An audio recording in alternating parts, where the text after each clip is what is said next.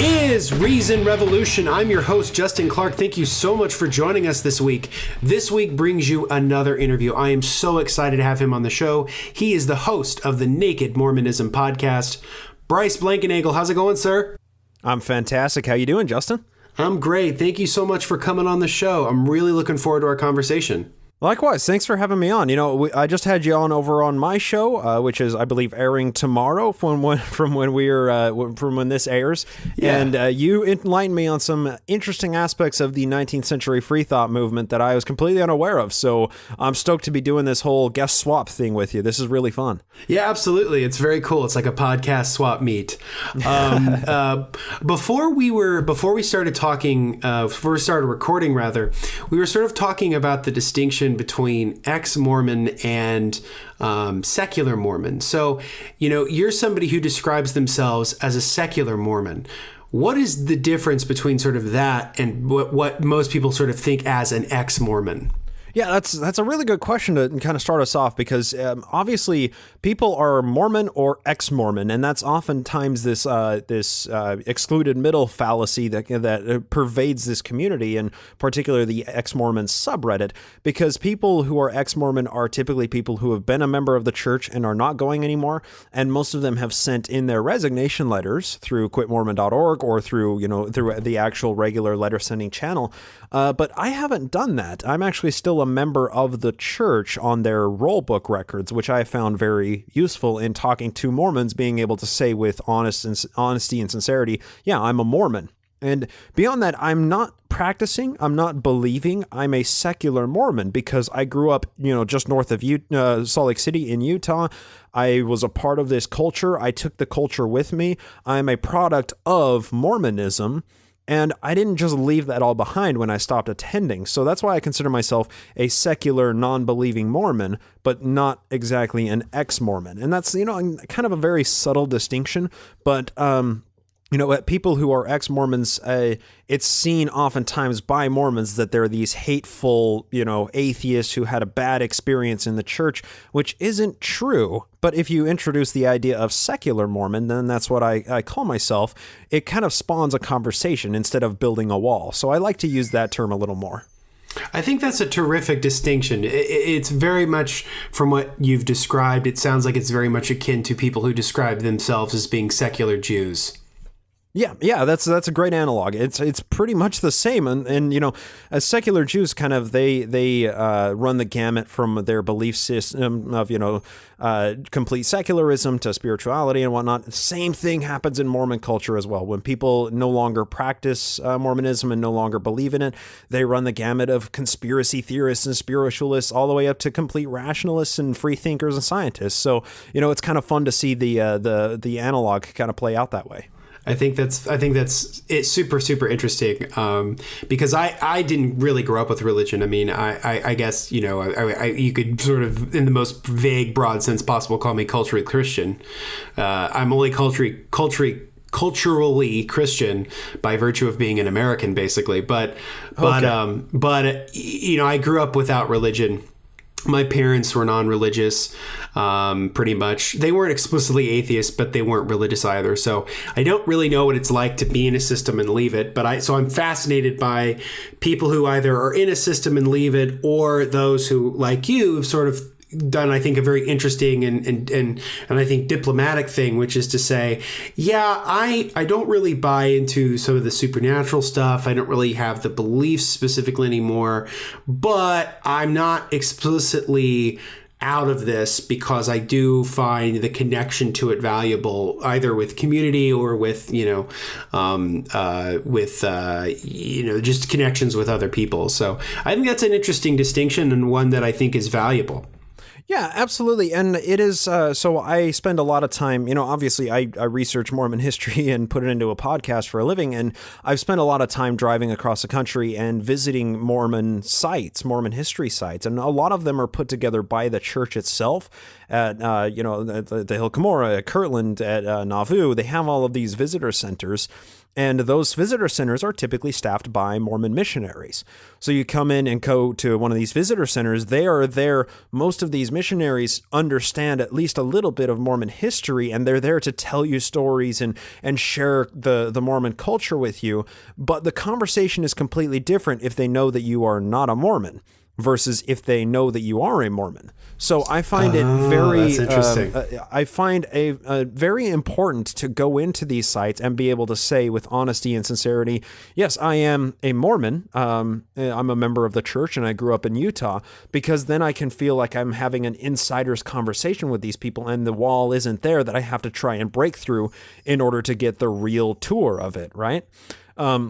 Great example of this. I went to the Liberty Jail tour site, and this is the Liberty Jail is where Joseph spent the winter of 1838 to 1839. And I'm sorry, all the listeners, there's a dog in the background that wants my attention, but you listeners are much more important than the dog. So I went to this time being. And for the time being, yeah, in about 45 minutes when we're done, then I'm taking him for a long walk. So at this Liberty Jail place, that's where Joseph spent 4 to 5 months in the jail there after the 1838 Mormon War in Missouri. And the tour guide there, the tour that was in there before me, was actually a Spanish-speaking tour. I don't speak Spanish, so I got my own tour, basically. I got a missionary all to myself that I could sit and chat Mormon history with. He knew that I was a Mormon. I told him I grew up in Utah. I'm a Mormon. And he gave me the most amazing tour, and we talked Mormon Missouri history for an hour. Most of those tours go 15 minutes. They had us, once you go through from the visiting center into the actual chamber where the Liberty Jail has been reconstructed, they have a little light that comes up on the doorway to let the tour guide know when the next tour is ready to enter the chamber.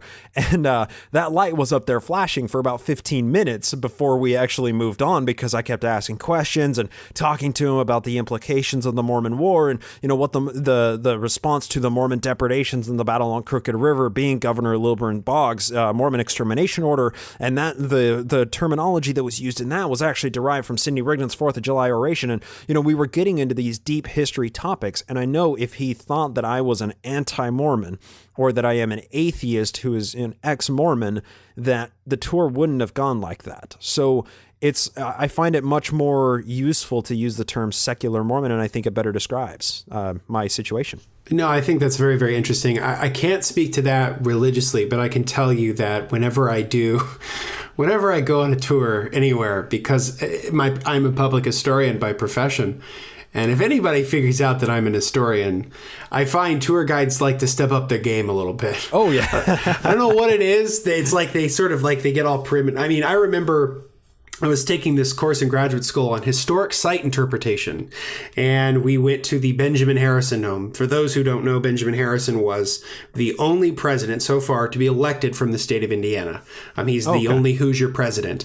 I like to call him the in-betweener president because he's the president who takes place in between Grover Cleveland's 2 non-consecutive terms. Oh, okay. So that's kind of what he is. I call him like the meat and the sandwich of the presidency, with Grover Cleveland being the buns, right? Right. Yep. But anyway, so the woman who gave our tour, she sort of knew we were coming. She knew that we were historians. She knew that we were history graduate students or whatever.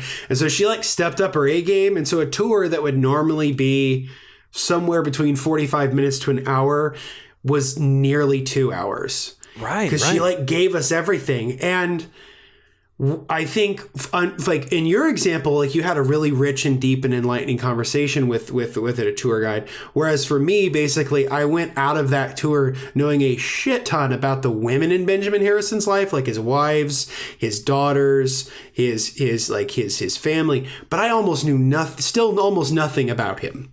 Wow. Interesting.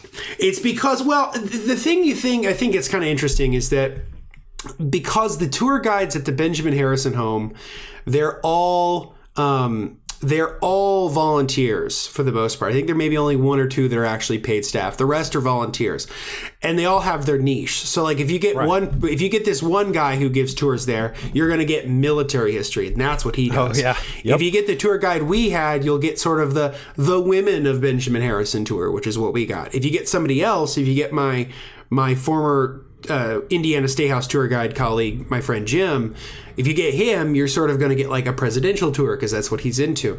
And that's always, I find very, very interesting that when people go to historic sites, they often think that the version of the tour they're going to get is like the version of the tour, like it's the objective version of the tour. And they and I think it's important to know that, like, no, like you're going to get a bunch of different interpretations, and you're also going to get different interpretations depending on what the tour guide knows about you. So Exactly. so I think that's so interesting that you've had a very similar experience.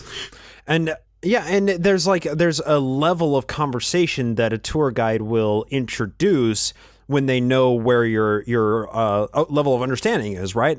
This tour guide, specifically at the Liberty Jail, he knew that I was asking deep, engaging questions that were relevant to the material that he knew backwards and forwards, that he was able to dive, deep into these deep answers. Whereas most of the people that walk in and out of that tour, they have no idea about Mormon history. They might know the term Liberty Jail. They might know who was there in attendance, but they don't know any of the aspects of the Mormon War that led to the prophet being locked in the jail cell. Mm-hmm. Yeah, and I think that's fascinating how that sort of turn can go. So before we get into sort of the nuts and bolts of sort of what you do with your podcast and talking about Mormonism in general, I'd love to just hear a little bit about your background. So what was your upbringing like in the Mormon Church, and sort of what led you on the path to going from being the sort of in the institutionally sort of more of a traditional Mormon to now being a secular one? Yeah, so as I said earlier in the interview here, I grew up in the church. I just north of Salt Lake City in Utah. I checked all of the boxes that you check as a good Mormon boy growing up. Baptized at 8, got the priesthood at 12, did baptisms for the dead, got my Eagle Scout, all of the things, all the bishops' interviews and everything all along the way that chart a good Mormon boy. But all the time, I didn't like going to church. I just didn't like it. It was not fun. It was something I had my church part of my brain, and then the rest of my brain that was everything else, and ne'er to the twain shall meet. And I was able to compartmentalize my belief system that way, just by thinking, well, whatever I'm learning at church, that's church. That has no impact on school, on government, on everything else that I'm learning everywhere else in my life, right? So all this time going to church, finally, when I was about 16 years old, I decided I can't do this anymore because I'm just not getting anything out of church. Not only that, I am hating what I am doing, going every Sunday, going every Wednesday night to youth activities, going every, on the occasional Saturday to do a service project. I mean, it's fun to go hang out with friends, but that was the only thing I was getting out of church, was the community aspect of it.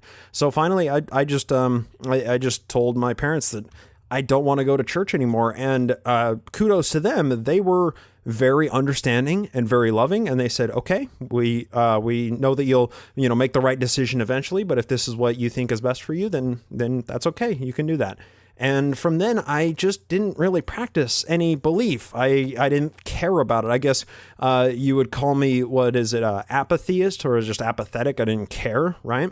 Around the same time, I started watching George Carlin skits and, his full comedy specials.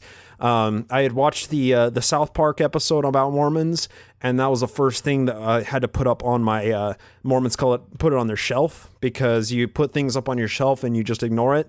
And eventually your shelf gets so heavy that it cracks, and then your whole faith comes crashing down, and so on and so forth. But the Mormon episode of South Park was the first time at like age 13 that I was like, oh shit, what? What? Do I really believe in that? God damn it. I can tell you, but I just from experience, that the vast majority of what I know about Mormonism, I know from that episode.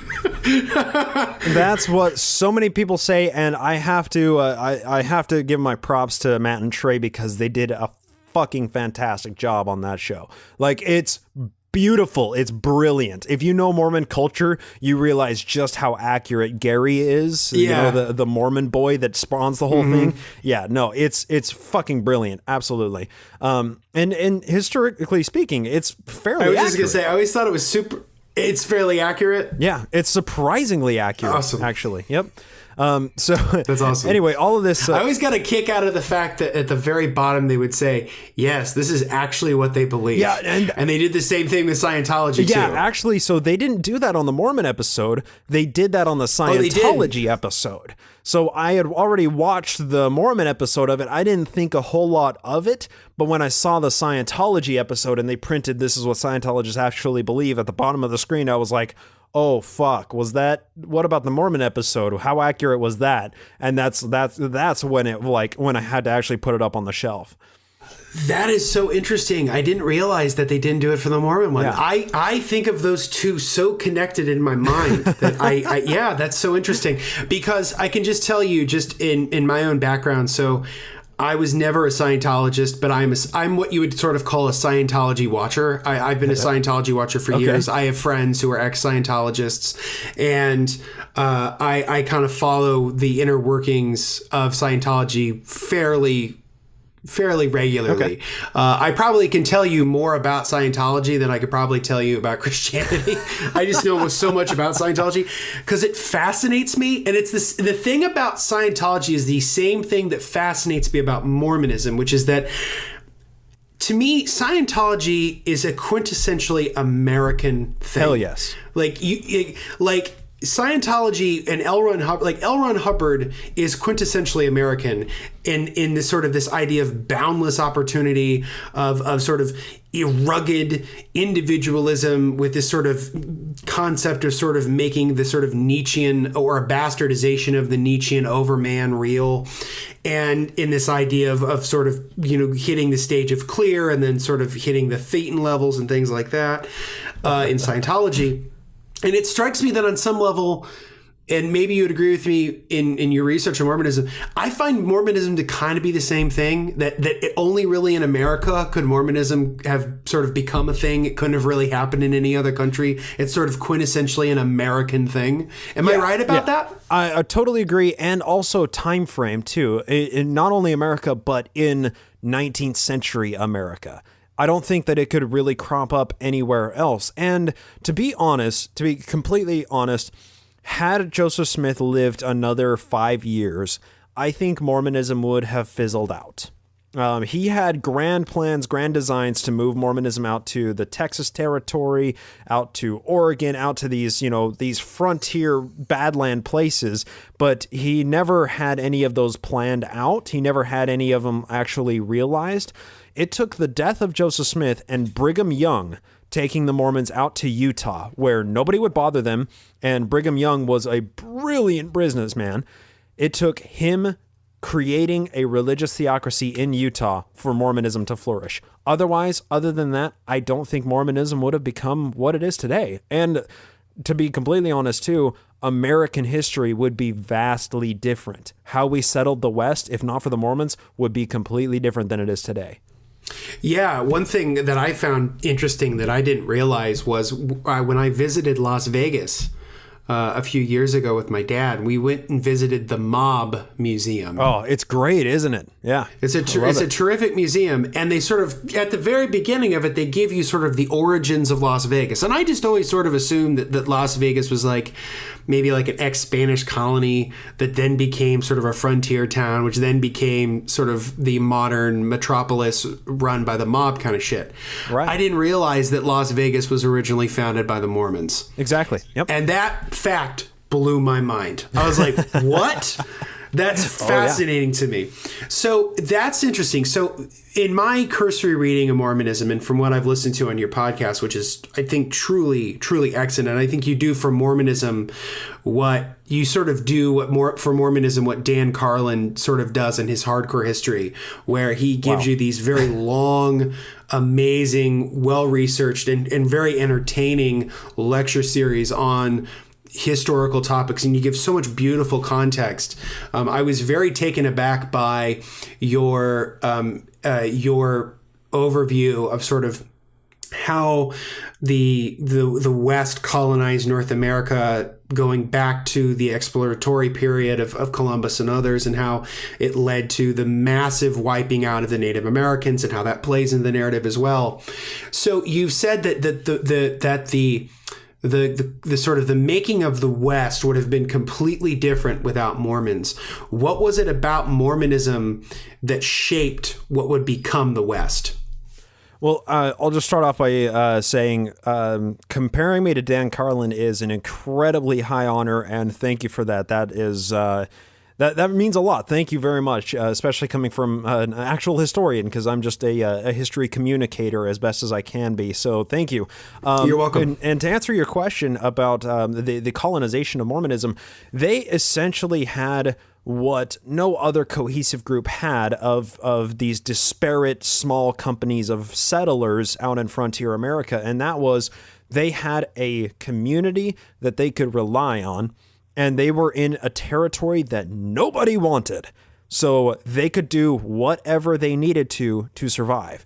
And by and large, Utah moving from 1848 on, particularly into the Mormon Reformation of 1857 and 58, Utah was a self-sufficient community.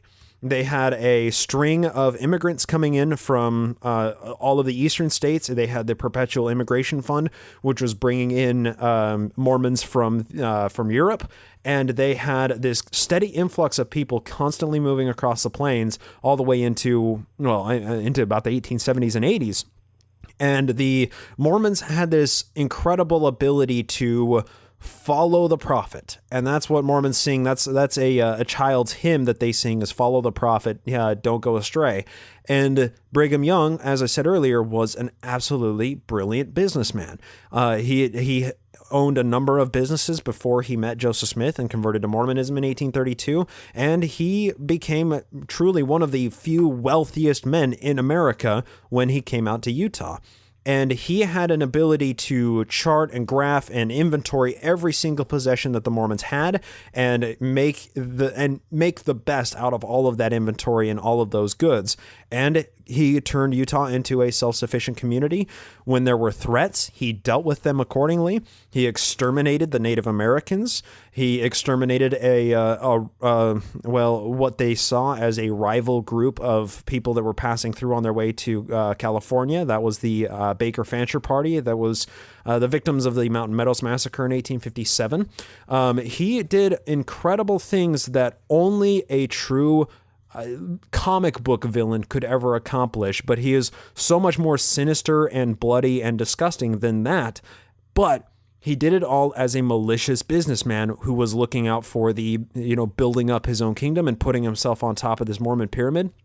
And if not for what Brigham Young did and the truly terrible and brutal things that he did, Utah would not have flourished, Mormonism would not have survived, and who knows, the government may have been able to actually squish it out. They tried on multiple occasions, but with good reasoning to do so, particularly during the Mormon Reformation. Utah only got its statehood after they outlawed polygamy in Utah. There was constantly this interplay between what Brigham Young wanted for the Mormons in his theocracy versus what the government wanted to do in this Utah territory in order to make it become a state. It was only after Brigham Young's death that one subsequent prophet after him, John Taylor, it was only after their deaths that they were able to say, okay, maybe we should drag Utah into the late 19th century and, come under the protection of the United States government. Otherwise, we're going to be squashed by the government. And it could have gone either way at multiple times throughout Utah history. That's so fascinating. So, let me ask you this, because this is something I think I'm interested in learning a little more about, because I think I have a grasp of it, but I would like to hear your detailed answer about this. When hearing about the history of sort of cults or radical political movements or religions in general, I always say that a religion is always as good as its second founder. In the sense that, there's always, like with Christianity, you have Jesus, but Christianity really doesn't become Christianity until Paul. Yeah. And it's like, Scientology would have died without David Miscavige taking over for L. Ron Hubbard. Yeah. Or the communism in the Soviet Union would have likely not have flourished flourished is a bad word because it was a horrible oppressive regime that killed millions of people, but would not have survived had it not been for the power struggle and the emergence of Joseph Stalin. In relationship to Mormonism, Was Brigham Young Joseph Smith's heir apparent, or was there a power struggle? There was a vicious power struggle, actually. Joseph Smith actually named possibly upwards of 11 people to be his rightful successors, one of which was his own son, Joseph Smith III, who became the reformer that formed, the reorganizer that formed the reorganized LDS Church, which was basically the LDS Church's central rival when they were reorganized in the early 1860s, because that was all of the remnants that didn't follow Brigham Young after the 1844 schism that cobbled together and reorganized under this one central banner. And they also have a lot of the old documents that the Brighamite Church wants. They have, actually just recently, this happened just last September, I want to say. The Brighamite LDS Church procured the printer's manuscript of the Book of Mormon from the RLDS Church for $33 million. So they share this same roots. They share Joseph Smith. After Joseph Smith, they share nothing. So it's interesting to see kind of the interplay that Brigham Young was able to do. But then you also have people like James Strang. James Strang came into Mormonism in the 1840s. I believe it was 1844, just a couple of months before Joseph Smith and Hyrum Smith were assassinated. And James Strang approached the Mormons and said, I have this revelation from Joseph Smith with his signature saying that I'm to be his rightful successor. He was able to take almost half of the Mormons up to Beaver Island in Wisconsin with him and create the Strangite sect. So Brigham Young just so happened to be the president of the Quorum of the 12 Apostles, and there was a doctrine that Joseph Smith set out that the Quorum of the 12 Apostles, the Quorum of the 70s, and the president of the church are equal in their power across the board. So the Quorum of the 12 Apostles and Brigham Young saw it, when the prophet dies, all of his power basically falls back onto the Quorum of the 12 until they elect a new rightful prophet. So that was Brigham Young's ability. Then you have Sidney Rigdon, who was basically Joseph Smith's second in command throughout all of Kirtland and Missouri years. So from 1831 until 1838, Sidney Rigdon was the prophet, seer, and revelator of the church. In 1841, he was actually ordained the prophet, seer, and revelator of the church, the same exact office that Joseph Smith had. He ordained his brother, Hyrum Smith, to be prophet, seer, and revelator and patriarch over the church. He ordained his son in a January 1843 or 1844 blessing, where he said, my son will be the heir of my throne, and he will carry the kingdom of God on into be for the progenitors of my generation, making Joseph Smith III the rightful prophet. So that was kind of Joseph's problem, is he designated a bunch of people to be his successors, and he didn't expect to die when he did, as is every assassination, right? So it was, the way that I like to call it is, it was a schism grenade, because with the center of Mormonism, Joseph Smith, the glue that held all of these factions together, disintegrated, and Mormonism exploded, went off in every direction. Brigham Young and James Strang took the largest factions away. Alpheus Cutler went out to Iowa. Lyman White went down to Texas and formed the Whiteites. All of these different sects cropped up, but they share this same roots. They share the roots of Mormonism and Joseph Smith, and all of them came out of Nauvoo. And Nauvoo, Joseph Smith only spent basically 4 years there before he died. Mm-hmm. So it's chaos. It sounds very, very chaotic. Like I said, it reminds me very much akin to the story of the death of Vladimir Lenin. Oh yeah, in the communist government, and how Lenin never intended for Stalin to be his heir in a lot of ways. In fact, wasn't there a surviving letter that he said, whatever you do, don't let Lenin become the next successor or something like that? Yeah, pretty much. Lenin had a very ambivalent feeling about Stalin, and Stalin was not somebody who was a part of really the original revolution. He came in later, and what he did in order to sort of centralize power was, the heir apparent to Lenin was Trotsky. And Trotsky was supposed to be the guy who was to take on the mantle of Leninism and Bolshevism in the Soviet Union. The problem was that there was a huge power struggle between Trotsky and Stalin. And eventually what Stalin would do was he sort of raised his ranks to the Communist Party, and what he would do was he would sort of connect himself to Lenin. So when they had the funeral for Vladimir Lenin, Stalin made sure that he was strategically placed as close to the body as possible so that he could be shown in photographs. Oh, wow. He would begin starting to put himself in propaganda art that would have Marx and Engels, the founders of communism, Lenin, and then himself. And he would start doing this thing where, or he'd have a picture of himself and then sort of have Lenin, Marx, and Engels in the background sort of as ghostly father figures. Right. And the other thing I think that's ironic about him, and it's very much akin to Hitler. Hitler wasn't German. Hitler was Austrian. Stalin was Georgian. Stalin right? was not Russian. He was Georgian. He was from the country of Georgia. He spoke with a weird accent, and that always left a big amount of resentment in him because the guys like Lenin or Trotsky rather, they were Russian, and they were deeply Russian, and so there was always a divide between them.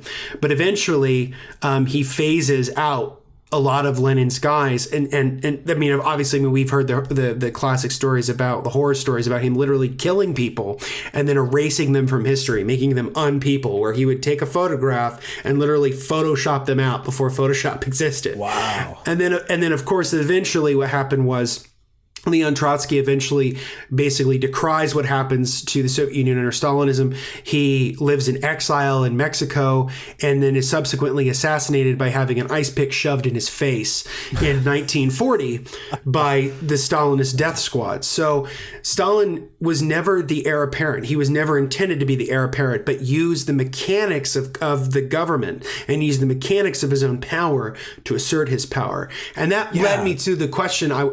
This is a roundabout way of me asking you the question. You said that Joseph Smith had 11 people he sort of thought would be heirs. Was Brigham Young one of them?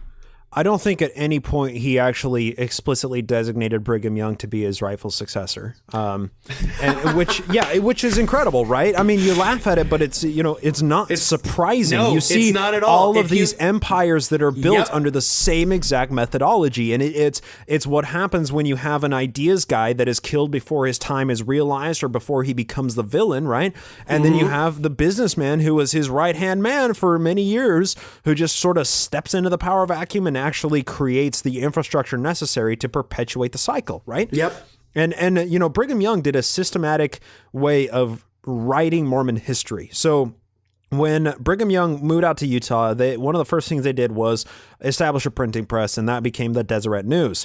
In the Deseret News, some of the first periodicals that they published were The History of the Church, which were later cobbled into the B.H. Roberts 7-volume History of the Church in, I believe, the 1910s or something like that. So this History of the Church was basically Willard Richards, who is Brigham Young's cousin, who was actually present in the room in Carthage jail when Joseph Smith was assassinated. Willard Richards was the editor-in-chief of the Deseret News, of the specifically of writing these periodicals, and Brigham Young and Willard Richards took all of these thousands of documents from the Times and Seasons, from the Evening and the Morning Star, from journal entries, from all of these things, and they wrote it as documentary history of the church in Joseph Smith's first-person perspective. The whole thing is Joseph's first-person perspective. They changed all of the he did this to I did this, all of it, and they erased everything that might be seen as slightly challenging to the narrative. They completely wrote their own history. So everything that you read out of the documentary history of the church has been whitewashed. It has been altered to present the perfect, cardboard cutout of Joseph Smith that everybody wants to see and completely write the humanity out of who he really was.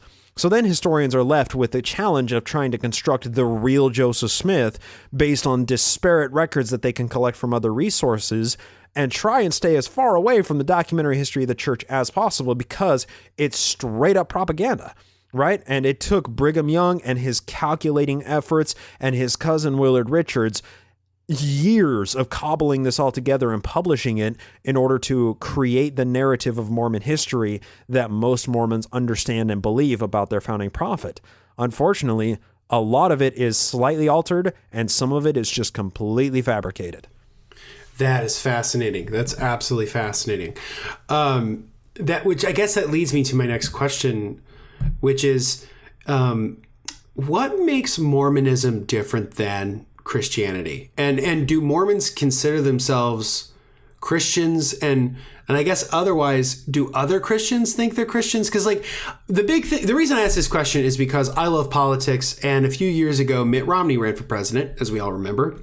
And that was a big taboo, like not a taboo, but it was a big subject. I mean, hell, the conservative columnist Hugh Hewitt wrote an entire book called "Can a Mormon Win the White House?" Right. Yep. And so, what makes Mormonism different than Christianity? And then how do they what is the narrative they try to tell to people in the culture that sort of says, no, we're Christians too? Actually, this is a great jumping off point to bring my own experience into this and what began my study into Mormon history and my endless fascination with it now. When I first moved out to Colorado, that was when I moved out of the state of Utah, I began experimenting and understanding the world that I didn't know outside of Mormonism. And it's a beautiful, wonderful world, right? So the first conversation that I had with somebody about Mormonism is this guy who was, Christian, who had studied a lot of like the Lee Strobel books and all of these, apologetics and whatnot. And he was talking to me about Mormonism.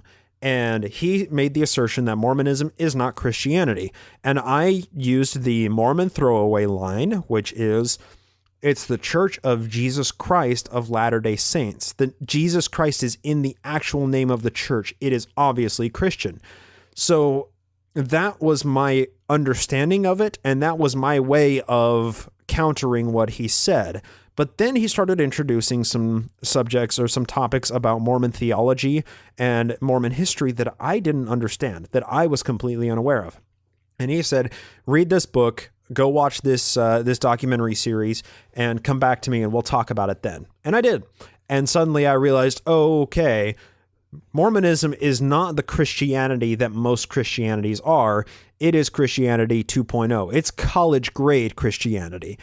And whereas everybody else is running with a high school degree, right? And Mormonism, that's the way that they treat their own doctrine. The foundational story of Mormonism is Joseph Smith was praying in the sacred grove, and he had an appearance by God and Jesus Christ, who came and told him that all the religions are wrong and all of their professors are corrupt, and that he would begin his new religion, basically. And Mormons see that as like, we have the one true truth, right? You may have the truth with a capital T, but we have the true truth, lowercase then capital T, right? So that was the way that I understood it. And that is the way that I understand it much more now, is Mormonism has many different aspects in their theology that don't comply with broader Christianity. They believe in certain version of baptism. They believe in their own proprietary version of necromancy and these ordinances that are performed for dead people. They believe in their own version of a pantheon of gods, basically, where it's an infinite regression of gods. Mormons believe that as we are, God once was, as God is, we may someday become, which means that God at some point was a human being who actually, had to like take a shit sometimes. And like, that was God. He grew up on a planet that was nearest the star Kolob. And there was a God that was above him that created Kolob that, the Elohim lived on. Like, and then it just keeps going back and back and back until you get to an infinite regression of gods. So they believe in a very tweaked and proprietary version of Christianity that is a cobbling together of 19th century Christianities. There's Rosicrucianism, Swedenborgianism. There's a bit of Kabbalah sprinkled in there. There's a bunch of these different groups of disparate beliefs that Joseph Smith grabbed little snippets of and said, this is actually my beliefs. These are the terms that we're using now. And, oh yeah, I just ascended to be Master Mason. Oh, here are our temple rituals that look exactly Masonic. Oh, and our aprons and our special getup that we wear in the temple looks exactly Masonic as well. And Joseph Smith was a synthesizer of religious beliefs, and he was able to cobble them together into what he considered his cohesive belief of Christianity. A lot of Christians don't like it. A lot of Christians think Mormons are led by Satan, but Mormons think that Christians are that the standard Baptist or standard, Presbyterian, that they're working with Christianity light version, and Mormons are dealing with the real Christianity. So it's an interesting kind of interplay between belief system, and unfortunately, none of them are right. Well, I think fortunately for us, they're all wrong. Yeah, exactly. It reminds me of that quote from Christopher Hitchens, something along the lines of, since all of them can't necessarily be right, it's logical to assume they're all wrong, or something like that. Yeah. Well, and that brings up the thing. So I do know a little more about Mormonism from Bill Maher's documentary Religulous. Now, I don't know how accurate that is, but in that sort of telling of some of the doctrines of Mormonism, that the birth, like Jesus, like it wasn't an immaculate conception. Like God actually had sex with Mary and made Jesus. Is that right? Well, this actually taps into the Mormon doctrine of polygamy. So Mormons, they have what they call the plan of salvation, or the POS, as some call it. And not the best initialism. Right. Pick something better, right? So Mormonism, in Mormon heaven is split into 4 categories. We have outer darkness, and we don't really talk about that much. Then we have the telestial, terrestrial, and celestial kingdoms. That's, going up in grade from least to best. And the celestial kingdom is split into 3 separate degrees. Of course, as well. This is an American religion. Even in the fucking afterlife, there are classes. Yeah, you got to get to the 3rd and then the 3rd degree of Mormonism, right? Yeah, so you get up to the highest level of the celestial kingdom. Sorry, in order to get to the highest level of the celestial kingdom, you have to be a polygamist. And Mormons understand that today, polygamy isn't necessarily allowed, but that there's going to be some loophole in the heavens that polygamy is allowed. And the way that this plays out is one man marries, in spirit heaven, and spiritually speaking, marries a bunch of women. When they go through the temple ceremony, the temple ceremony is actually analogous of what the resurrection will look like. So part of the temple ceremony is you walk up to basically a wall that has these thin cloths up that have a slit down the middle, and a person reaches their hand through, and they ask you for the various tokens, and you have to give them special handshakes. And you tell them the names of all of the tokens and signs, and then you have to tell them your temple name in order to pass through the veil. Once you pass through, that's when you get to the utmost celestial kingdom. Now, men are allowed to know the temple name of their wives, but wives aren't allowed to know the temple name of their husbands. The reason for this is a husband will be able to call all of his wives through the veil, but the husband has to be called through the veil first. So the husband is called through by his temple name, then he turns around and calls his wife through, or his wives through. And then he gets to decide which of his wives he wants to bring, which of them he doesn't want to bring through. So being in order to be a woman that gets to the celestial kingdom, you have to make really damn good sandwiches, right? So baked into this is the idea that Mormons believe that that we are all spirit children that existed in the premortal existence, and we came down to the earth in order to get our bodies. And in this spirit existence, we are the literal spirit babies of God and our heavenly mothers. So God actually has to have spirit sex with our heavenly mothers in order to birth us as spirit children. Then we go to earth and get our bodies. And because Mormons become gods when they get to the highest degree of the celestial kingdom after they die, they, at the same, by the same infinite regression, it's also an infinite progression. They get to call up their wives, and they get to create spirit babies and worlds without number. Just like God, that grew up as a human being on Kolob, or on the planet nearest Kolob, created Earth and created, all of us as spirit babies. It's something, I know, like, that took a long time to elucidate the point, but that's one thing that is appealing about Mormonism is it is logical in and of itself. It doesn't hold up to outside scrutiny, don't get me wrong, but it provides logical answers to any of these deep questions that Christians usually say, well, we have to wait until we're dead to understand God's plan. Mormons, usually have some kind of answer that's internally consistent. That's so interesting that there's an inner logic to it all, because as an outsider who's never really heard some of this before, it sounds absolutely batshit. Right.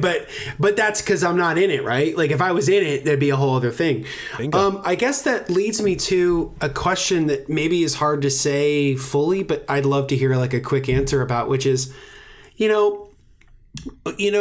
for us on the outside of it, we hear the stories about how, basically like Joseph Smith was kind of a snake oil motherfucker and kind of a con man.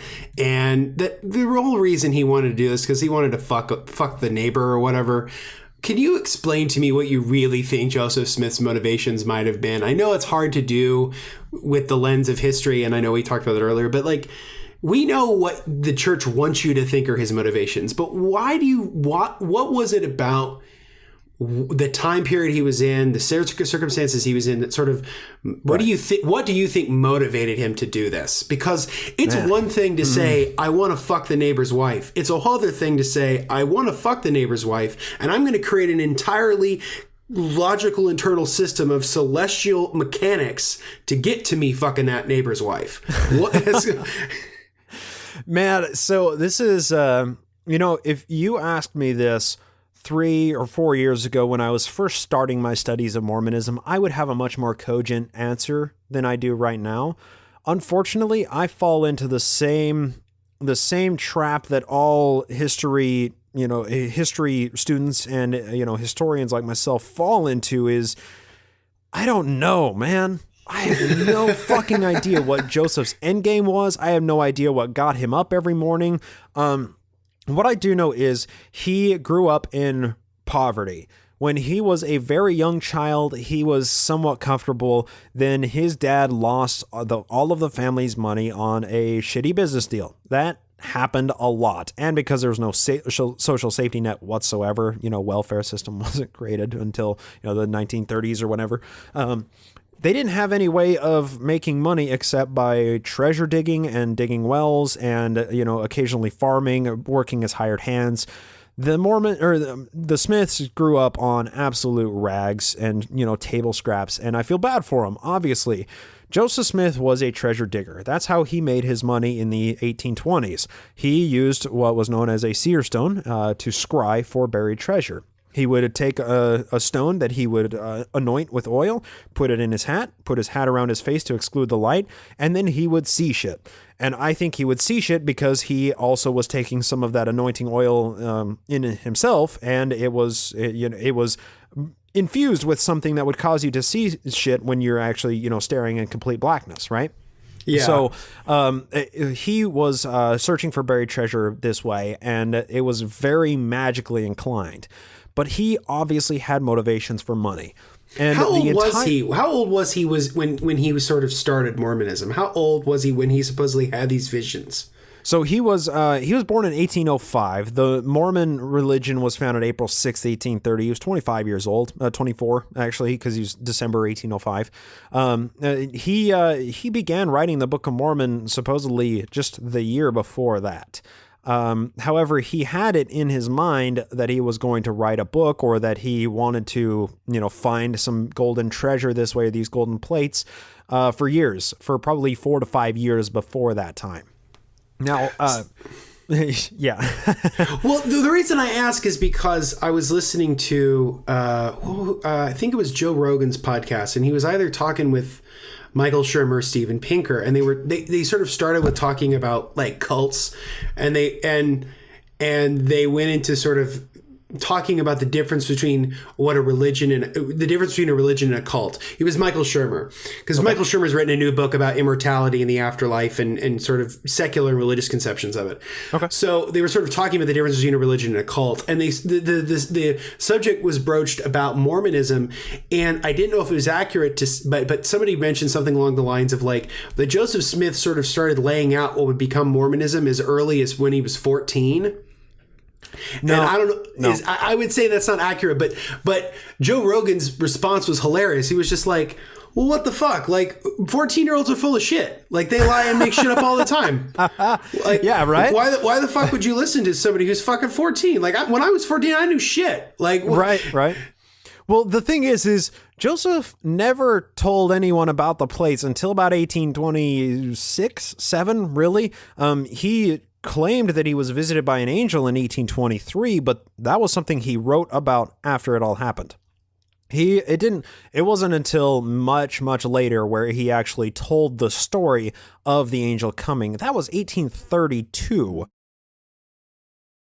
And he claimed that it happened when he was 16 years old at the time. So 10 years after it happened, that's the first time we have a recording of it. Not only that, that recording, that original 1832 version of the first vision experience, that was half in his writing and half in somebody else's handwriting.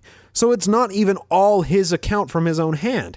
Then we have the 1835 and 36 versions. Then we have the 1838 version that was first published in the 1842 History of the Church in the Times and Seasons.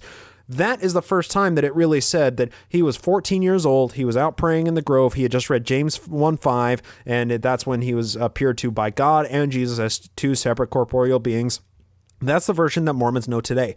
22 years after it supposedly happened is the version that they cling to. That is a baffling concept to me. And not only that, it's not even the first version that they cling to.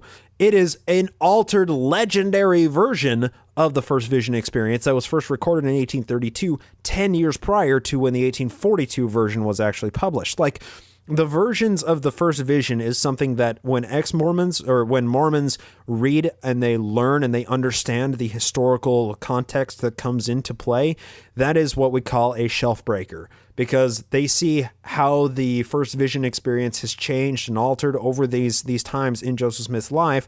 They understand that the one that they're clinging to is the most legendary and epic version. It's also the latest version of all of this. And they say, well, shit, the one from 1832, the earliest account that was 10 years after it supposedly happened, that's just a born-again Christian story. That's nothing special. Really? That's the version of Mormonism that I'm believing in, and that breaks their shelf. So, yeah, that's... Unfortunately, when you dive into the history of Mormonism, not out of the documentary history of the church that we talked about earlier, it's really easy for that shelf to break really quick. That's fascinating to me. I mean, the thing that's interesting to me about all of this is, my corollary in my head is Scientology, because I know a lot about Scientology, and, L. Ron Hubbard, the founder of Scientology, loved to claim that Scientology was his baby. It was his thing that he wrote, and it belonged to him. But we know, through people who are ex-members of Scientology and people who have primary documents, that there was a lot of material that L. Ron Hubbard claimed was his that was written by other people. Of course, whether it was Jefferson Hawkins or Pat Anthony Broker or other people. There are entire practices of Scientology that other people came up with that L. Ron Hubbard claimed of as his own later. And the official history of the Church of Scientology says, no, this is all his. And it was all consistent the entire time. And same with Mormonism. Absolutely. Have you ever seen Paul Thomas Anderson's film The Master? No, I haven't seen that. It's super, super interesting. So it's loosely based on the early years of L. Ron Hubbard and Dianetics before Scientology. So there's sort of two formational periods for Scientology. There's the formation of Dianetics, which begins with the publishing of Dianetics, The Modern Science of Mental Health in 1950. And then that becomes a huge craze in the early 1950s. He has these like Dianetics workshops, and he does these all around the country. Mm-hmm. In the film, Philip Seymour Hoffman plays a character named Lancaster Dodd, who's sort of loosely based on L. Ron Hubbard. He's also a little loosely based on John Steinbeck too, which I didn't realize till someone told me, but it's mostly about Scientology. Well, and Philip Seymour Hoffman, it fits the perfect like body structure and personality for it. So, I mean, yes, absolutely. He's pretty, and he's amazing in the film, and they really nail the practice of auditing within Scientology. So in Scientology, there's this practice called auditing where you got the e-meter. It's basically and, this, yeah.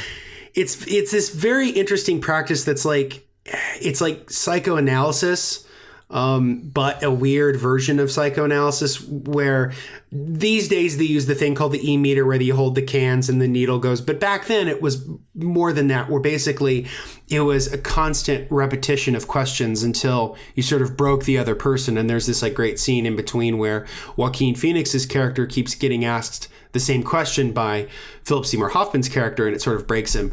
But I think the reason I bring it up is that the film captures, I think, something really brilliant, which is this idea that there's like the public image of Lancaster Dodd in the film. Okay. He's this like sage wisdom man bringing his philosophy, which I think in the movie's called The Source or something like that. And he's sort of seen as this man of intense wisdom and intellect and logic and power. But when he's merely questioned on basic things within his own view of the world that don't make sense, he completely he loses his shit. Wow. So like there's these scenes in the movie where he's like explaining his ideas, and there's this like man sitting towards the back of the room going like, yeah, I think you're full of shit. I think you're a charlatan, and I think you're making all of this up. Right. Why should we believe you? What evidence do you have to convince me that you're actually telling the truth and not completely full of shit? And instead of like responding with a bit of sophistry, he just completely loses his mind and just freaks out on this guy. Holy shit.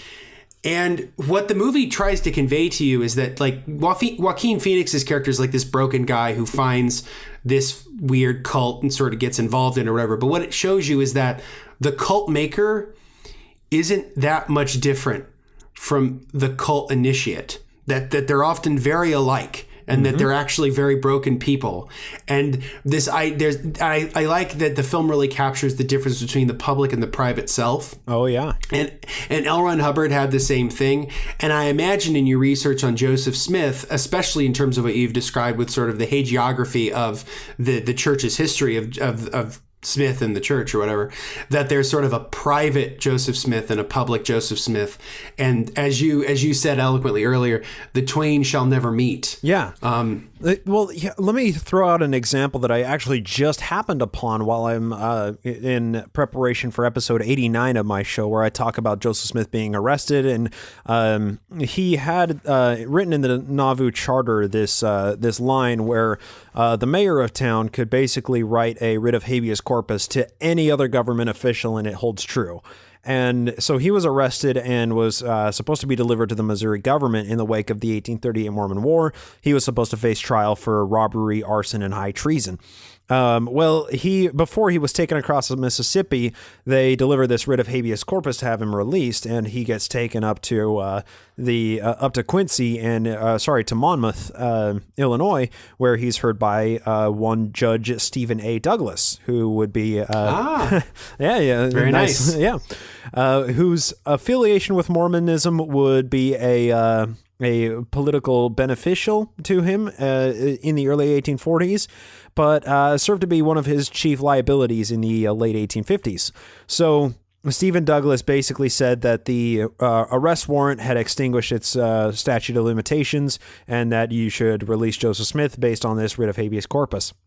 At the same time, Joseph Smith recounts the story of when he went to the tavern that night for dinner, basically, or was taken there by the constables, I should say.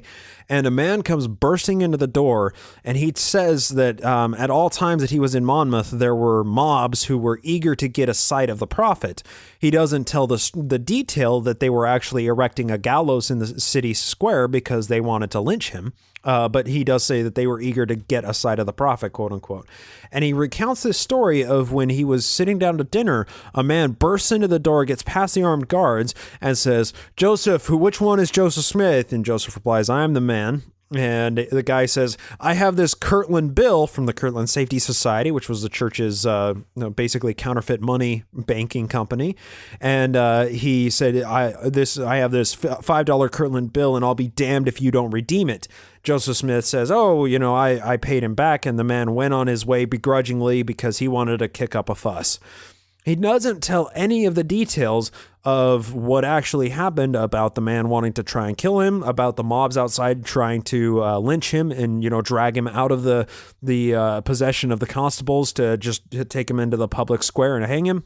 He doesn't tell any of those details. He paints this beautiful, kind of public version of what happened that's unfortunately accurate to some extent, but missing a few crucial details that paint a more holistic picture.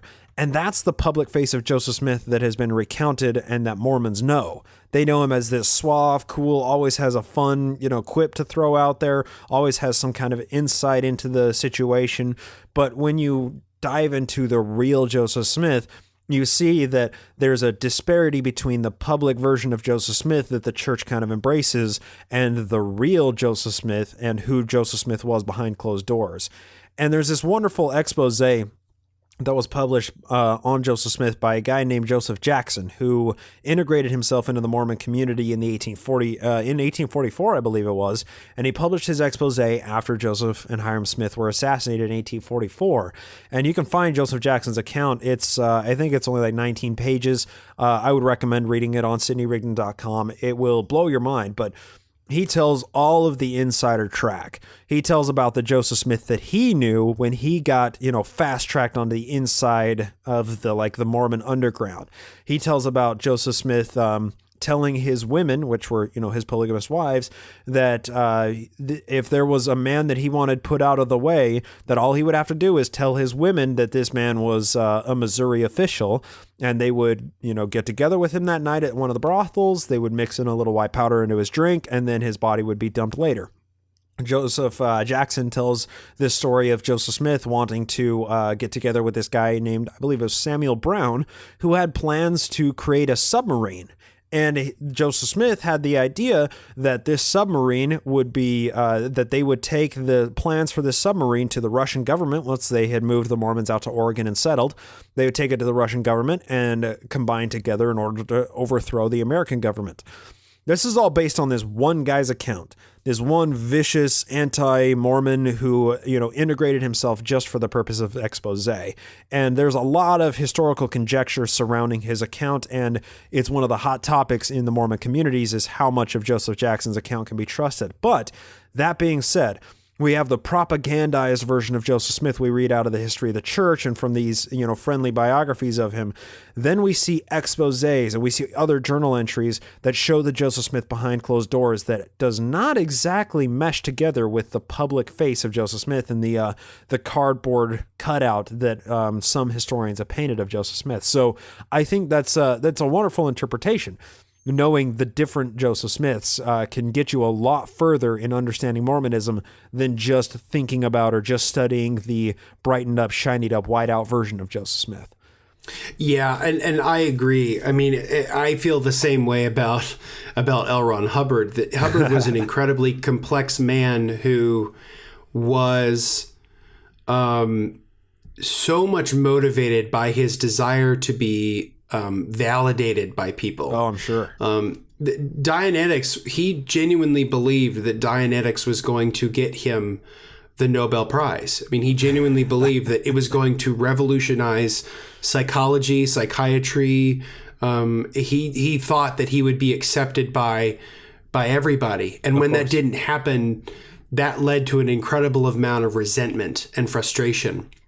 So I think there's this story, it's very similar to sort of Joseph Smith. There's this story, the classic thing about the people say about L. Ron Hubbard is the quote of his where he says something along the lines of, if you really want to make money, you can start a religion. Yeah. And that's often attributed to Hubbard. But what we know about that is that the reason that we know Hubbard may have said that was because he was friends and colleagues with a man named Robert Heinlein. Robert Heinlein was a science fiction writer. He's best remembered for the novel Stranger in a Strange Land, and most well known is Starship Troopers. Oh, yes. Which is made into a bunch of movies, which the first one's awesome. It is. Oh, it's great. Yep. I mean, sci-fi, giant fucking bugs, people blowing shit up. It's fantastic. And I think it's a Paul Verhoeven movie, so there may be boobs in there too. So it's all good. I don't remember that. I probably saw the clean flicks version of it when I was a kid. But yeah, anyway. So yeah. Sorry, get your point. so what was my point? Oh, so Heinlein tells the story that he heard this from L. Ron Hubbard. We only know about L. Ron Hubbard saying that through Heinlein. Now, do I think Heinlein was lying? No. Do I think he was full of crap? No. But I think it's very interesting that how much akin to the story of this guy you're telling me about, this sort of guy who went in, and that his interpretation is sort of, there's a lot of conjecture. The same goes with Hubbard. And I know that for some people who are Mormons, and I hope that you're not offended by my constant parallels to Scientology. I think they're wonderful, actually. Okay. No, it's great. Okay, good. Yeah. It's because it's the religion I know the most about. Yeah. Oh, yeah. And so I find it fascinating, the parallels, because like we said earlier, and I think this ties it all together, is that to me, both of them exist because of America. They are American. So I always find it so interesting that that there's I remember reading in a sociology textbook the religious demographics of France. And the vast majority of French people are Catholic because that's the national church, right? Mm-hmm. But there's Protestants, whatever. But I remember seeing in this statistic somewhere between either 15,000 or 25,000 French people are Mormons. Wow. And I was like, wow, really? That's surprising. Are they expats who live in France? Are they actually French? That was really my thing, because I was like, how could anybody be Mormon and not be American? That, because to me they tie together. So I guess that leads me to my next question. And I really have two questions before we finish up. And again, you've been very generous with your time. My first question is, why do you think Mormonism was, in a sense, normalized in American culture, so much so to the extent that somebody like Mitt Romney could run for president and it be slightly controversial, but no more controversial than when John F. Kennedy ran as a Roman Catholic?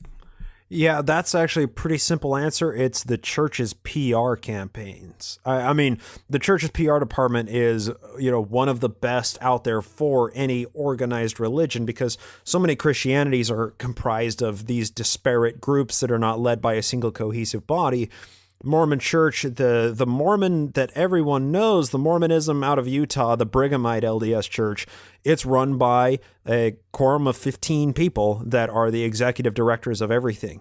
And it's a multinational, multi-billion-dollar corporation that owns, hundreds of companies, from insurance to ranching to food production to warehousing to media companies, health and land insurance. I mean, it's an incredibly diverse and smart religion. Okay. Hotels, right? Aren't the Marriott's Mormons? The Marriotts are owned by a Mormon. The Marriott's hotel chain is not owned by the church itself.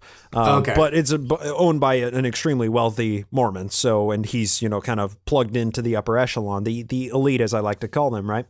Okay. So it's led by this cohesive body, and they funnel a ton of resources into their PR campaigns, and they are very smart with what they do. I don't know if you've seen Book of Mormon on Broadway or not, but it's obviously quite challenging to somebody who doesn't know anything about Mormonism and sees the Book of Mormon for the first time. They're like, what the hell? Mormons believe this, right? But for a Mormon who goes and they see it, it's incredibly offensive for a lot of Mormons. Oh, yeah. But the way that the Mormon church handled it is, we'll just take out full page ads, 3 or 4 of them in the little booklets that they hand out that say, hey, you think the play is great? The book is better. Right? And they're incredibly smart with how they do it. And they have a great, they have this incredible ability to minimize the wackiness of their religion and make it seem mainstream, which is really kind of what Mormonism evolved into coming into the very early 20th century. Prior to that, they took pride in the fact that they were different than other religions. They have kind of moved towards becoming as mainstream as possible once they gained statehood, and they tried to get, more people that were not Mormons to settle in Utah. So, with all of that said, the Mormons have, like I said, their PR campaign is amazing. They take everything with grace, and they try and turn it into something that's actually beneficial to them. And most ways they are capable of doing so. And it just so happens that most Mormons themselves don't know anything about their history. Why would they expect the general populace to know anything about it? Yeah, and that's interesting because there's this weird juxtaposition about Mormonism, at least in my imagination, or at least in my perspective, that right. It's one thing. So it's the beliefs themselves, which to me are like ridiculous and like wackadoodle and shit. Yeah. And we haven't even talked about the magic underwear shit yet. but that's paired with this idea that like last year I did something at a local library called the Human Library, where you could check out a book, and a book was a person, and you basically shared with a person your perspective for like 20 minutes. Oh, cool. And I was the atheist. That was my thing. But there were two Mormon guys, both there to tell people what was Mormonism. And we had a very interesting and I think fun conversation. I enjoyed talking to those two guys very, very much. And what it really struck home is, I think you have absolutely wackadoodle beliefs. But then compare that, because so like people make fun of that in the culture, but then at the very same time, the other thing that people know about Mormons is how kind they are, Bingo. How nice they are, like how like upright and good citizens, and they have this like. I think the reason they've succeeded so well is because of the fact that they seem like they have their shit together in a way that other religions don't. Like, at least different versions of Christianity. Now, for somebody like you who grew up in it and knows more about it than literally maybe 99.9% of the people walking around who aren't Mormons, you probably know that's probably bullshit. But I do find that juxtaposition between the absolutely insane beliefs, but they're really, really good people, is very weird. And we sort of rationalize and go, well, they're nice folks. What about Mormonism is a problem? Like, what is it within Mormonism that is an issue, besides the obvious fact that a lot of the beliefs aren't true? Right. There's a lot wrapped up into that question. So, Sorry. I'll tell you right off the bat, to kind of begin, this dichotomy between the public face, the shinied up, prim proper version of Mormonism versus what's really going on behind closed doors. That shit started in Nauvoo with Joseph Smith. There were a lot of accounts from travelers who came into Nauvoo and said, yeah, the Mormons may be crazy religious fanatics, but Nauvoo is beautiful. Do you see the temple facade that they have put up? Its location on the Mississippi is the best, bar none. Like, and talking about how clean the streets are and how clean and nice the people are. Like, that shit started in Nauvoo, right? And that's where kind of the Brighamite LDS church takes most of what it derives from Mormonism and Mormon history, and Joseph Smith's theology comes out of Nauvoo. It doesn't come out of Ohio or Missouri or New York Mormonism. It comes out of Nauvoo Mormonism, right? So wrapped up into that, the problems that come along with this is the way that Mormons are deeply indoctrinated, and this is where you can say, yeah, Scientologists are a cult. Some Christianity strike cult tendencies. This is where Mormonism becomes a cult in my mind, and I think where a vast body of scholars or of psychologists would agree that the indoctrination methods that Mormonism uses and the unhealthy views they have on many things strike many similar tendencies to what we see in smaller cults. Mormonism, most of well, not most, but a lot of the smiling, happy faces that you see on Mormons are fueled by antidepressants. Mormons consume antidepressants at a national rate that is significantly higher than the national average. That's fascinating. I didn't know that. They also consume alcohol at a significant less volume than the national average because it's part of the word of wisdom. Same with tobacco, same with everything. So what that creates is a culture of people who are afraid of alcohol but think that opioids and antidepressants that are obviously need a lot of scientific backing and scientific study, and we're still in the early phases in the scientific and psychological or the psychologist realms of understanding and documenting the effects of all of these. I have to be very careful with what I'm saying because I don't want to minimize any of what's going on here, but it makes people who are afraid of alcohol and think that everything that a doctor gives them is awesome and perfect and has absolutely no downsides. Whereas they don't understand that a lot of people go out on the weekends and have a couple of beverages with friends that have alcohol in them. And they call it a social lubricant for a reason because it can loosen people up. And people can drink alcohol and not be bad people. People can smoke cigarettes and not be bad people. People can have tattoos and not be bad people. But Mormons don't seem to understand the nuance of that. They seem to paint everybody who does any of those activities or even drinks coffee in the morning as unequivocally bad people. And this is this weird black and white dichotomous world that Mormons live in that unfortunately doesn't graph very well to reality. And it's really a shame. And it causes Mormons to, and I'm speaking, of Utah Mormons, because this is the culture that I know. It causes them to have a very warped sense of what is good and what is bad in the world. I have family members who understand that if somebody swears, if somebody says, "Oh my God," they are unequivocally a bad person. But somebody on the other hand of that who is eloquent, who never swears, who might be fucking them over with a business deal or something like that, they're unequivocally a good person.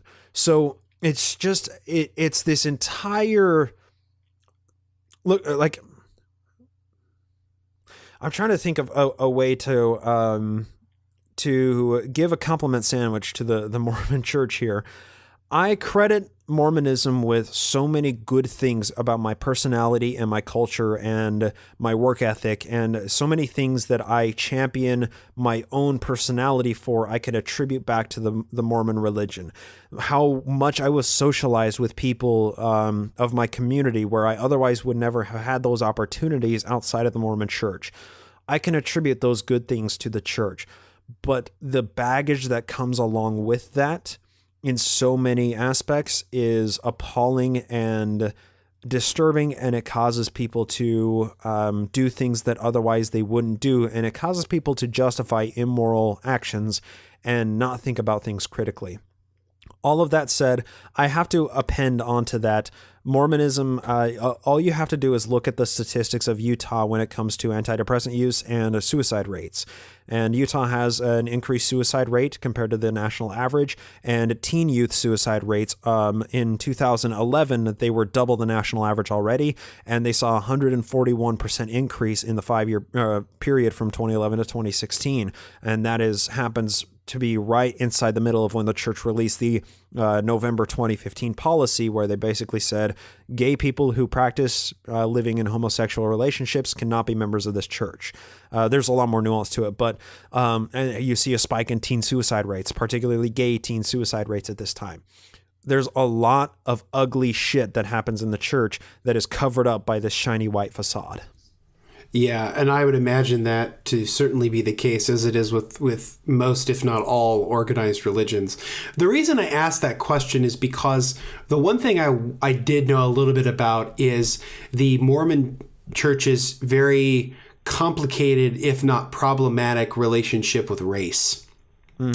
And the fact that I know that, I guess I can't remember if it's one of Joseph Smith's writings or not, but it's something along the lines of, if one is born of dark skin, one is with sin, but if one is sufficiently righteous, then one will have lighter skin, which Bill Maher made a joke about in Religulous, where it's like, if one is like, it basically like going from Michael Jackson as a kid to Michael Jackson as a man. Yeah. Michael Jackson is in the celestial kingdom for that reason. Yeah. Yeah, no, that's right out of the Book of Mormon, man. That's it appears a few times in the Book of Mormon where it's like, these people are unrighteous, therefore they have dark and loathsome skin so that they will not be enticing to the righteous white Nephites. Like, it's very explicit. Yeah. And I know that, like, if I can't remember this, but they didn't, I don't know whether it was explicitly something along the lines of like, I just know that something happened, like policy-wise, in like 1978, where they allowed more black people in, or something like that. I don't know if that was explicitly they were allowed in the church period, or if it was they were allowed in the church hierarchy. I don't know, but I just know that like at some point in 1978, the church said, "Hey, we're a lot more okay with black people than we were before." Yeah, this is a massive issue in Mormon history. I actually, I'll send listeners over to an episode that I did. It was CC, Race in the Priesthood. CC is for clean cut. Those are the episodes without any explicit information or words or anything like that. And they're a much more scholarly take than the standard narrative that I usually stick with. It took me about 4.5 hours to get through this topic because it's massive. We could talk on it, but basically black people weren't allowed to get into Mormon heaven until 1978. And that was thanks to Brigham Young, actually, that did all of that. So, listeners, go listen to CC Race and the Priesthood. I go through the entire history of it and all of the social pressures coming off of the civil rights movement that caused the church to do this, not least of which was because their tax-exempt status was threatened at the time. So, yeah, huge issue, huge topic within Mormonism. And I am seeing a lot of similar tendencies with the church right now with LGBTQ issues that were going on at the same time with giving blacks the priesthood. So I'm hoping that eventually, long after it's in due time, the church is going to move on that topic as well, which happens to be a hot button issue right now. And, ever since Prop 8 happened in California in 2008. So, yeah. Thank you. And I will make sure to include all of that in the show notes. I find that to be fascinating in the sense that I just like it's just this idea that a church can just go, yeah, we're okay with black people. Yeah. You could for decades and centuries or whatever and say all these horrible things and do all these horrible things. You don't even know. You don't even goddamn know. Like I chart in that episode. I chart the public statements of church officials all the way through the 1800s into the 1900s, and you see them moving on this. Brigham Young saying, it is doctrine if a single one of you mixes your seed with the seed of Cain, which means black people, the penalty is death on the spot. And, citing the Book of Mormon and citing Joseph Smith in all of these instances. And then you move up into the civil rights movement. Into the 1950s and 60s, you see these statements start to go a little bit wishy-washy, where they say, well, we don't really know where the doctrine came from. We just know that this is true, or we know that this is our doctrine. We don't really know who instated it, but it just so happens to be the laws of God. Finally, 1978 comes along. Oh, well, every racist teaching that every prophet has said before now, we disavow. We completely disconnect from it. We don't talk about that. We don't teach it anymore. And there are millions of Mormons that are alive today who were members of the church when that shift happened. Like you can't just ignore all your goddamn history. It's okay. I'm saying this as fine. If I'm talking to the Mormon prophet Spencer Kimball at the time, but they do an incredible job of just ignoring all their history, and that's why it took me fucking 4 hours to get through the issue, because it's so huge. Well, and I appreciate the fact that you do such, I think, terrific deep dives on these subjects, and I, like I said, I'll make sure to include that in the show notes, because thank you. Because I listened to the stuff that you sent me and was very intrigued by how you put it all together. And I will definitely look forward to listening to that, because that's something that's interesting to me. Because, one of my favorite books is The Better Angels of Our Nature by Steven Pinker. Awesome. And in that book, he outlines basically the decline of violence, that we by and large, give or take a few extraneous factors, we're living in one of the most peaceful times, if not the most peaceful time in human history. Absolutely. And he talks about sort of what he calls the humanitarian revolution, where he sort of goes through and talks about how what really made our society better was not this sort of clinging to traditions and religions. It was actually the process of becoming a more secular and enlightened society that was guided more by social pressures and our commitment to secular values that moved us forward. And I agree with that. The pen is mightier than the sword. The pen is definitely mightier than the sword. And it turns out that religions often only succeed by virtue of their authority and their violence. Yeah. And because if you actually put a light onto their ideas, they fall apart. It's like a castle made of sand. It just sort of falls apart because the only thing that kept it together was the fact that people thought it was important and the fear and authority they struck into people. Yeah, bingo. And so to me, what happened with Mormonism is definitely a trend that we see going through the churches at the time. I mean, when Martin Luther King wrote his letter to a Birmingham jail, he explicitly says in the letter that the biggest problem we face right now is the white moderate. And he explicitly says, like, the person who's the fence sitter, the person who's saying either explicitly yes or explicitly no. He outlines, he says, look, I can handle the bigots. I know what they are, and I can handle them. Right. And I can also support and embolden those who support me. But those who stand in the fence and on the side when clearly rights are being violated and we are in a moral crisis, it is those who are the ones who hold back progress. And in that regard, I agree. And I find that this is why it's very important to not just criticize like extremist religion. I think this is why it's very important to criticize even moderate or mainstream religion. Absolutely. Because every time that you have a system of moderate or sort of mainstream religion, you have to own the baggage of your entire religion. You just don't get to ignore it. Because if I'm an atheist and I have to own the shit of Stalin and Pol Pot, then you sure as fuck have to own the history of Christianity.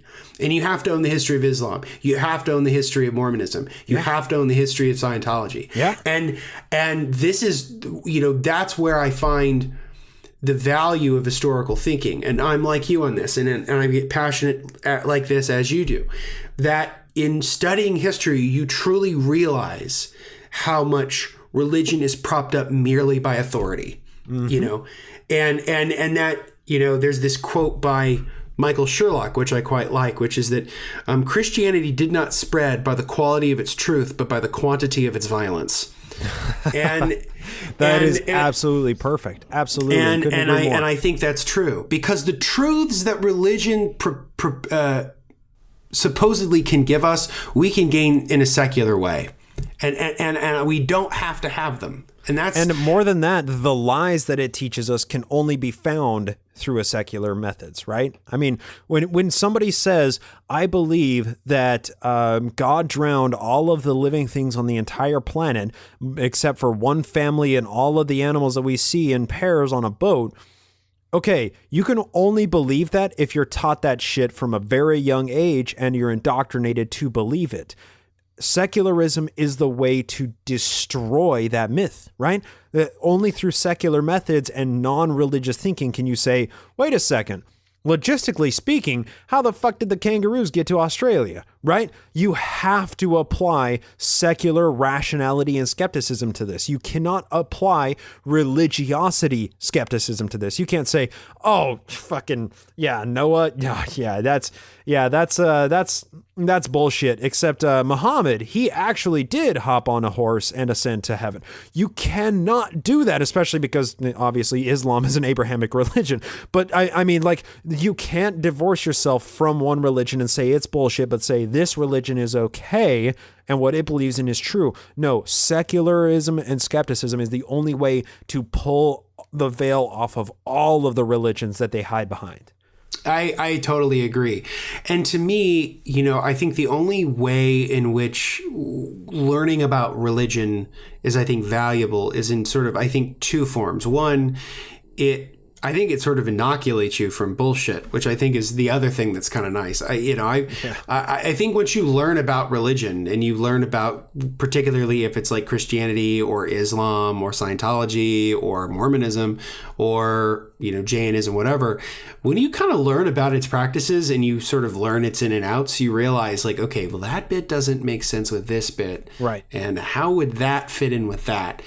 And so, critically analyzing in that regard is also good. I think the other way that it's valuable is, and I say this with trepidation because I feel like but it's something I'm growing more comfortable with all the time. And part of this has to do with the fact that I have a friend of mine who's sort of my collaborator on this project with me, who sort of, he's an atheist like me, but finds an incredible value in religion and theology. Mm-hmm. And his sort of argument is the one that was sort of proffered by people like Joseph Campbell or Carl Jung, and most recently Jordan Peterson. This idea that there's sort of deep universal truths about human nature that we can glean from the traditions of religions. Absolutely. And I think that's fair. Fair. You can learn a lot about humanity by studying comparative religions. Absolutely. Yeah. And I think a way of doing this, I think interestingly enough, is is that if you look at certain stories, so, the story of Noah really isn't about a guy putting a bunch of fucking animals on a boat. And it's really more about, it's really about death, suffering, rebirth, redemption. That's what it's about. Like, that's the story, it's an right? allegory. Yes. It's an allegory. That's what it's supposed to. It's a fucking story for that reason. Exactly. It's a myth. And I think the problem in our culture is that we can't always delineate between what's a myth and what's not. Fake news. And yeah, right. I mean, this is the crux of our time, and I think if it's not just our time, it's a crux of the human condition, which is the sifting out of the signal from the noise. Mm-hmm. And the only problem I have with that idea of sort of teaching moral homilies or using myth is that it sort of poisons the well of good discourse, and that when you're sort of muddying the waters or blurring the lines between what's real and what's not in the service of other bigger truths, that's where you have a problem. But I think it's important, the way to inoculate yourself from that is to have a good education of religion. If you study the religions and you study them with a critical eye, then you'll learn that, they have these sort of universal themes and they tell us things about human nature, but that they're myths. They're not real. Just speaking to this point, there was recently circulated on the ex-Mormon subreddit this picture of a flyer or a piece of paper that was taped up in the BYU dorms, and it said something along the lines of like, we've had major reports of an increase in masturbation in these halls, and if you are found or heard masturbating, then you'll be sent to the honorary or the honor code council. And people I'm sorry, that's fucking funny as hell. It's goddamn brilliant, but it was put up by somebody who was making a fucking joke. But people took it as BYU, the actual school administration, decided to put this paper up in order to stop masturbation in their dorms. That's amazing. People didn't understand that it was satire, that somebody was cracking a fucking joke, right? You get this same exact problem. Teach religions. Teach comparative religions so that people can understand these are stories. These are fabrications that people come up with in order to tell us moral stories, right? You can have a hero that has 1,000 faces and get to what the point of the hero is. You can use stories as an allegory to tell a real moral story, or to tell a real moral lesson without taking the stories fucking literally. But the problem is when you teach that many stories, you teach them that broadly, somebody's going to get lost in the noise and not realize that it's satire, comedy, or allegory. And they're going to say, no, that's literally true. The BYU, the dorm administration really put that piece of paper up, and we need to send a letter to BYU and say, you can't stop people from masturbating in the dorms, right? So you run into this problem of sometimes people just don't think of something or see something and think, oh, that's a lie. Oh, that's a story. Oh, that's fiction. Oh, that's satire. And unfortunately, there is no way to create a story unless you're using wild hyperbole in order to make sure that everybody understands that it's not reality. Mm-hmm. And even then, even if you still use hyperbole, people will still buy it. I mean, that's because fair. I think that deep down, and I know there's some really interesting neuroscience about this. I know Andrew Newberg's writing about this. That I think that belief is hardwired into us. I think that for me as an atheist, I feel like I'm often the exception to the rule because I've never had religious experiences. I don't know what that feels like. The only thing I've ever felt that sort of was like weirdly numinous to me was meditation, which I find valuable and sort of am into. Well, but I would think Joseph Smith could show you a spiritual experience. Take a little bit of a sacrament, you sing a hymn or two, sit in the temple, you're going to see that fucking place on fire with angels flying around the rafters. Oh, yeah. Because it's the power of belief. Yeah. Because the beliefs and mushrooms, right? And it's the power of social persuasion. Yeah, that's true. It's the power of putting a bunch of people together with a common purpose, right? And a common notion. And that notion binds them. And in binding them, the binding experience itself can become cathartic for those kinds of experiences. Man, I even said earlier that I have to throw Mormonism a bone, basically, because it gave me so much about my personality and my sense of community that I can't divorce from the religion, right? But that I can't say that that I have to give them props for what they did, right? But it's necessary to divorce that from the religion and say, yeah, these benefits, these things that I pulled out of Mormonism, that was the sense of community. It so happens that I'm plugged into the atheist community and skepticism community now because that's satisfying this deep human need that I have for a sense of community. I no longer grab onto a crazy religious belief and wrap that up into the sense of community that I need to fill that niche inside my humanity, right? So like there's importance in pulling out the useful parts of religion and using those in ways that help people. Meditation, giving people a spiritual experience through yoga and meditation, right? Like there is inherent psychological benefits to doing those. And you can have those spiritual experiences through religion, but you can also get them outside of religion. It's just a lot harder to do it, right? It takes a lot more work and critical thinking to get there when you don't have religion to just fill in all the blanks for you. Yeah, religion gives you sort of a starter pack for it. Whereas when you're not in that world, you sort of have to figure it out yourself, which is harder for people. I totally understand. But I think for me, at least, the purpose of why I do my show and why I'm interested in a wide variety of voices is that I'm interested in conceptualizing a secular humanism, which is compatible with a people's desire to have both community and their desire to be an individual, to be their own person, and to cultivate their own talents and to celebrate their own achievements and learn from their mistakes. And I think that for me, at least, that there's a lot we can learn from the religious practice that I think would be valuable for us. I just think it's like you have said very, very well put, that we divorce that from the beliefs themselves. Yeah. And we find ways of binding people and uniting people and inspiring people without doing that. So that to me is the purpose of humanism. And my hope is that in having these conversations, these powerful conversations with people, that we can move that forward. And I feel like with this conversation, I think we've moved the needle a little bit. Yeah, and I'll just echo that sentiment when we're talking about, you'll have to forgive me, I haven't actually read Steven Pinker's book, but charting the progression of humans becoming more moral by these small markers of there's less war, there's more education, there's more literacy, there's more of good things and less of bad things in the world. All of those things compiled together move the needle a tiny, tiny bit towards a better society, and that's why we are living in a world that is of our better nature. Same thing happens with the same principle in having these conversations and these discussions, broadcasting. If it hits one person's ears, if it hits 10,000 or million people's ears, right?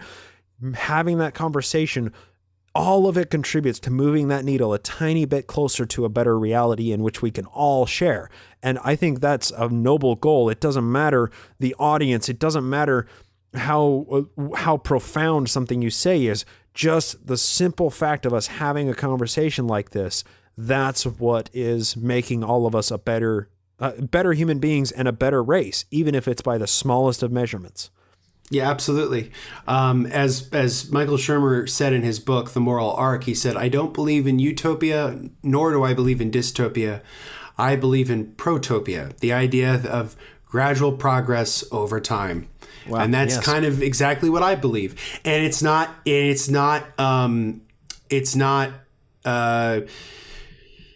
perfect, nor is it inevitable. Progress is not inevitable, but it happens often in spite of our incompetence and our own failures. We succeed. And just working towards living a more moral life in that way, and trying to, I take the Matt Dillahunty stance where he says, I try to believe in as many true things and as few false things as I can, right? And the Sam Harris line of trying to minimize the most amount of suffering possible will inevitably lead us to a better society as well. Like, all of these things cobbled together, they may not create a solid black and white system of morality by which to live, but they create a cohesive system where you can apply your beliefs or lack thereof to a situation where you're posed with a moral dilemma and say, what is going to create the most amount of good and the least amount of suffering if I make this decision or this decision, right? If I believe in this, am I believing in something that's more true or more false? Unfortunately, fortunately for us all, we live in a world that's comprised of grays and spectrums, right? And spectrums, damn it, in spectra. So, we have to deal with the world on a single step-by-step basis. We can't just apply a black and white tautology to the world in which we live and expect everything to fit within the narrative that is created by that tautology. You need to have black and white in your life. You need to have all of the gray in between those two. And that's the full takeaway that we can pull out of this, right? Morality is a challenging thing to understand. Philosophy is very challenging. All of these things cobble together, and it's a challenge, and it causes us to expend brain calories in trying to make the right decision. But at the end of the day, we're creating a more moral society when we try and actively choose a moral decision instead of what somebody else tells us is a moral thing. Yep, absolutely. I think that progress has always generally come from the courage of those who stood against power and said no. And it also comes from those who seek to improve bit by bit, step by step, brick by brick. And that from every small revolution, the bigger revolution is possible. That's kind of my takeaway, and why my show is called what it is. And I want to just thank you so much for coming on the show and for sharing your wealth of knowledge and your perspective. I really appreciate it. So where can people find your work? Well, thank you so much for having me on, Justin. I am at Twitter and Facebook at Naked Mormonism. I also co-host the My Book of Mormon podcast, where we're actually reading through the Mormon canon, and that's a lot of fun. We're reading through the Doctrine and Covenants, which is Joseph Smith's revelations, sort of chronologically constructed, and my co-host and I are throwing the actual historical context into that, and Marie and I have a really good time doing that. But my flagship show, that's Naked Mormonism, where I call it the Serial Mormon History Podcast. If you're interested in Mormon history, you'll see a chronological progression, starting with episode 1 is the birth of Joseph Smith, and moving forward. Once again, Justin, I really want to thank you for having me on and for having this discussion, and also for coming onto my podcast. It's been a lot of fun talking to you. It's been a real blast, and I hope this is the first of what I hope to be many conversations we'll have over the years. I feel a kinship with what you're trying to do, and I really appreciate your love and value of history. That as a fellow traveler in the historical space, that means the world to me. I will make sure to include your podcast and everything in the show notes. And again, thank you so much for coming on the show. I really appreciate it. Thank you. It means a lot that a historian is saying that they see me as a fellow person who travels around in the world of history. That does mean a lot. Thank you. Absolutely. In public history, it's a buzzword that gets thrown around a lot, but I feel like it's something we've genuinely done tonight, which is shared authority. It's this idea of shared authority that those who are like me, who are trained in the process of history, and those like you who are, you definitely are a history communicator, but another term I would use to describe you is citizen historian. That's what you are. And that's another term to describe what your value in this space is, because I think that we often get sort of caught up on degrees and whatever, but you're using a good methodology to get to the conclusions you do in your show. So I consider what you're doing is history as much as it is communication.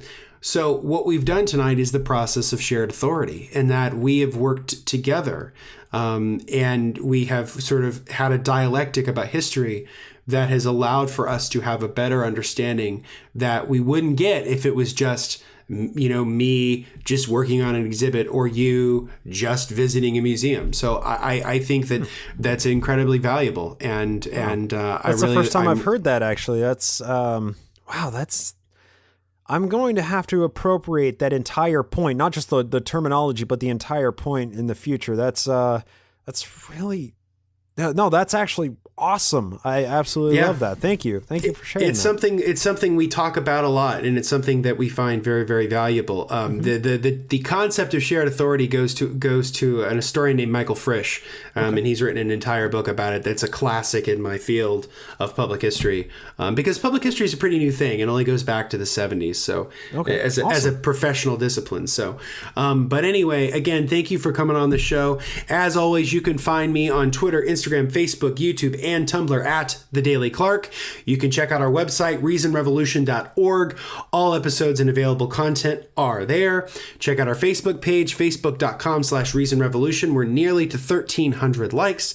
Go give us a like over there. Follow all of our content, and you might just be entered in to win our February book giveaway, which we'll be announcing soon. And follow us on Twitter, ReasonRevPod at ReasonRevPod. And until next week, this has been Justin Clark, and this has been Reason Revolution.